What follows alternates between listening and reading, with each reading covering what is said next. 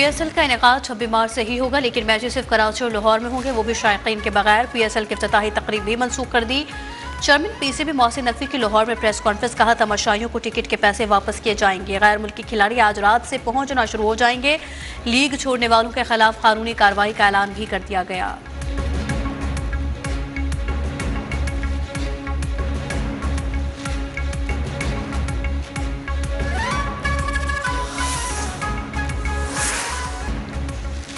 Iran के पैदर पे हमलों से इजराइल लरज उठा। सिहोनी रियासत का फिजाई दिफाई निज़ाम मुकम्मल नाकाम। इजरायली एटमी मरकज दिमोना पर यक़े बाद दीगर 2 हमले किए इजरायली शहर, और रात को भी मिसाइल से निशाना बनाया। रात में 450 किलो वजनी मिसाइल हदफ पर गिरा। हमलों में 6 अफराद हलाक और 150 जख्मी हुए। ईरानी शहर गलील पर ईरानी मिसाइल हमले में 1 शख्स हलाक हो गया।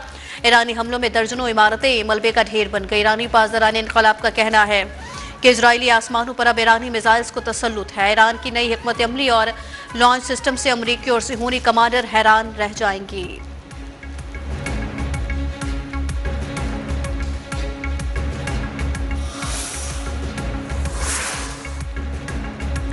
अमरीका और इजराइल के ईरान पर हमलों में तेजी। तेहरान धमाकों से गूंज उठा। परदेस और दमामन में भी कई धमाके सुने गए। दमामन में ईरान के बड़े बिजली घरों से एक वाक़े है, और ईरानी फौज का तेहरान की फ़ज़ाओं में एक हमला और ड्रोन तबाह करने का दावा।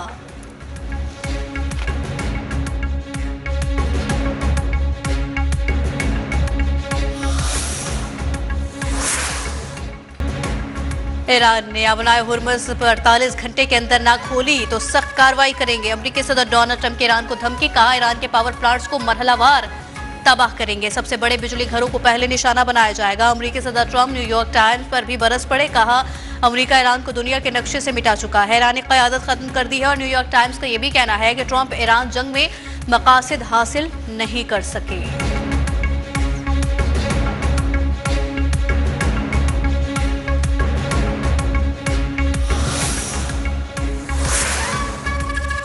हमराह हुर्मुज़ से सिर्फ दुश्मन के जहाज़ों को गुजरने की इजाज़त नहीं, दीगर जहाज़ गुजर सकते हैं। इंटरनेशनल मेरीटाइम ऑर्गेनाइजेशन में ईरानी नुमाइंदे का बयान, कहा बहरी सलामती और जहाज़ों के तहफ़्फ़ुज़ के लिए आलमी बहरी तंजीम और दीगर ममालिक से ताउन को तैयार हैं। अबनाए हुर्मुज़ की मौजूदा सूरत हाल की वजह अमरीकी और इजरायली हमले हैं।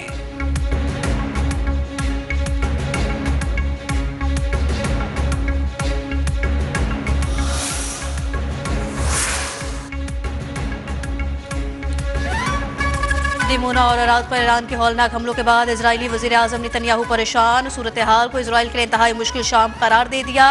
हमलों के बाद इजरायली वज़ारत तालीम ने पूरे मुल्क में तालीमी इदारों में छुट्टी दे दी है। ऐलान किया कोई शख्स जिस्मानी तौर पर किसी तालीमी इदारे ना जाए।